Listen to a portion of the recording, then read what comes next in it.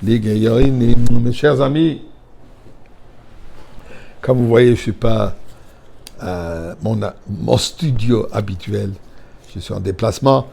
Je n'ai pas de boîte de tzedaka, mais j'ai quelques pièces. J'ai un billet. Alors, je vais dédier une petite boîte pour mettre la tzedaka là-dedans. Et je vous en prie, faites de même.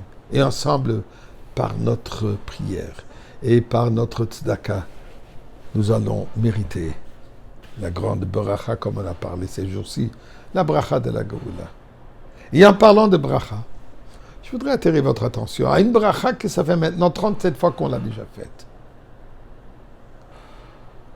La bracha sur Sfirat HaOmer, qu'on a commencé, deuxième soir de Pessah, qu'on a les 49 jours de ce cheminement à Shavuot. Ce cheminement qui est de où à où? De la sortie d'Égypte, de la profondeur de l'impureté, de l'abysse, de la culture égyptienne, de l'esclavage, de l'emprisonnement, à graduellement arriver cette ascension vers le mont Sinaï. Donc du niveau le plus bas, même tête Sha'arei Touma, les 49 profondeurs de l'impureté pour arriver au niveau le plus élevé. Mont Sinaï, cette connexion absolue qui a été faite à Shavuot entre Akadosh Baruch Hu et nous. Et l'engagement que nous avons fait, cet engagement inconditionnel, Naaseh Venishma, vers Akadosh Baruch Hu. Donc, un voyage extraordinaire, en 49 jours. Un voyage assez vite. Mais là, nous voyons quelque chose de très intéressant. Puisqu'on peut se poser la question, est-ce possible d'atteindre un niveau tellement élevé en 49 jours? Si peu de temps? Eh bien, c'est possible, vous savez comment? En y allant étape par étape.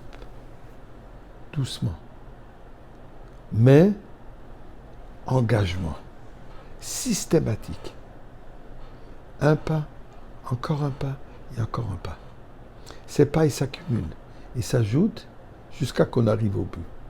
Eh bien, ceci, nous pouvons apprendre de Rabbi Akiva lui-même. Nous savons que cette période, une grande relation entre Rabbi Akiva et le temps du Homer, malheureusement, dû à la perte, à la plaie aux 24 000 élèves de Rabbi Akiva qui sont morts durant cette période. Regardons un peu la vie de Rabbi Akiva. Rabbi Akiva, descendant des convertis, financièrement pauvre, un berger, un simple berger. Mais un jour, il a remarqué quelque chose d'extraordinaire. Il a remarqué qu'il y a une goutte d'eau qui tombe systématiquement sur un rocher. Et en analysant, il voit qu'il y a une toute petite fente, un petit trou dans ce rocher. Rabbi Akiva se met à réfléchir. Il dit un instant. Quelle goutte a finalement fait un trou, a eu un effet sur le rocher si dur? Alors, raison lui donne, la logique force à réaliser que la première goutte a fait un effet. Puisque si la première goutte n'a pas fait d'effet, la millième ne peut pas avoir un effet non plus. Donc, chaque goutte a un effet. Dit Rabbi Akiva, oui, je ne suis qu'un berger. J'ai peut-être une tête dure. Mais en y allant systématiquement, je vais y arriver. Et effectivement, il est arrivé. 24 ans, il est parti étudier à la Yeshiva. Et ensuite, il est revenu d'être un simple berger dans la profondeur, vivre dans les rochers.